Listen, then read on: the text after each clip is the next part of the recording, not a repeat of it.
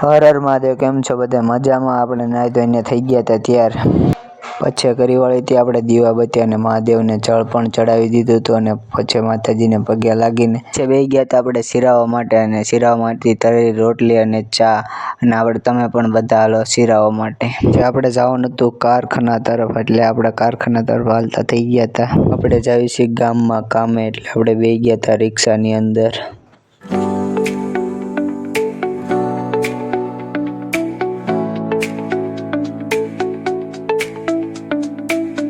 કારખાને આવીને કરીવાળી પલટ સાફ, પછી નાખી દીધું ઓઇલ. લોટ લઈ આવ્યો અને લોટ લઈને હું બેસી ગયો કામે.